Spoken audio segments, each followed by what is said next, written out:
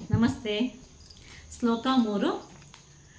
ಪಾಶ್ಚೈತಂ ಪಾಂಡುಪುತ್ರಾಣಂ ಆಚಾರ್ಯ ಮಹತಿಂ ಚಮುಂ ವ್ಯೂಢಂ ನೃಪದಪುತ್ರೇಣ ತವ ಶಿಷ್ಯೇಣ ಧೀಮತಾ.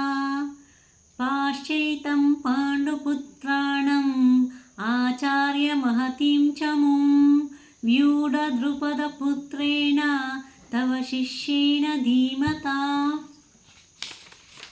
ಅದರ ಪದಗಳ ಅರ್ಥ ಬಂದು, ಏತಂ ಅಂದರೆ ಈ ಅಂತ, ಪಾಶ್ಯ ಅಂದರೆ ನೋಡಿರಿ, ಪಾಂಡುಪುತ್ರಾಣಂ ಅಂದರೆ ಪಾಂಡವರ ಪುತ್ರರು, ಆಚಾರ್ಯ ಅಂದರೆ ನಾರ್ಮಲಾಗಿ ಗುರುಗಳು ಅಂತ ಎಲ್ಲರಿಗೂ ಅರ್ಥ ಗೊತ್ತು, ಮಹತಿಂ ಮಹತ್ತರವಾದ, ಚಮುಂ ಸೇನಾ ಬಲವನ್ನು, ವ್ಯೂಢಂ ವ್ಯೂಹ ರಚನೆಯಲ್ಲಿರುವ,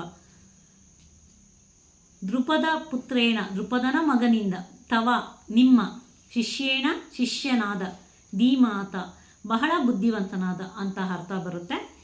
ಅನುವಾದ: ಆಚಾರ್ಯರೇ, ನಿಮ್ಮ ಚತುರ ಶಿಷ್ಯನಾದ ದ್ರುಪದನ ಮಗನು ಕೌಶಲದಿಂದ ವ್ಯೂಹ ರೂಪವಾಗಿ ರಚಿಸಿರುವ ಈ ಪಾಂಡುಪುತ್ರರ ಸೈನ್ಯವನ್ನು ನೋಡಿ ಅಂತ ಅರ್ಥ ಬರುತ್ತೆ. ಇದರ ಭಾವಾರ್ಥ: ವ್ಯವಹಾರ ಚತುರನಾದ ದುರ್ಯೋಧನನು ಶ್ರೇಷ್ಠ ಬ್ರಾಹ್ಮಣ ಸೈನ್ಯಾಧಿಪತಿಯಾದ ದ್ರೋಣಾಚಾರ್ಯರ ದೋಷಗಳನ್ನು ಎತ್ತಿ ತೋರಿಸಲು ಬಯಸಿದ.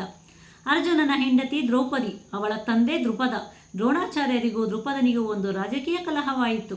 ಕಲಹದ ಫಲವಾಗಿ ದ್ರುಪದನು ಒಂದು ಮಹಾಯಾಗವನ್ನು ಮಾಡಿ ದ್ರೋಣಾಚಾರ್ಯರನ್ನು ಕೊಲ್ಲಬಲ್ಲ ಮಗನಿಂದ ಪಡೆಯುವ ವರವನ್ನು ಗಳಿಸಿದ. ಇದು ದ್ರೋಣಾಚಾರ್ಯರಿಗೆ ಚೆನ್ನಾಗಿ ತಿಳಿದಿತ್ತು. ಆದರೂ ದ್ರುಪದನ ಮಗ ದುಷ್ಟ ದುಮ್ನಾಗ್ನನಿಗೆ ಯುದ್ಧ ವಿದ್ಯೆಯನ್ನು ಕಲಿಸಲು ಅವರಿಗೆ ಒಪ್ಪಿಸಿದಾಗ ಉದಾರ ಮನಸ್ಸಿನ ಬ್ರಾಹ್ಮಣರಾಗಿ ಅವರು ತಮಗೆ ತಿಳಿದ ಎಲ್ಲ ಅಸ್ತ್ರ ರಹಸ್ಯಗಳನ್ನು ಅವನಿಗೆ ಹೇಳಿಕೊಡಲು ಹಿಂದೆಗೆಯಲಿಲ್ಲ.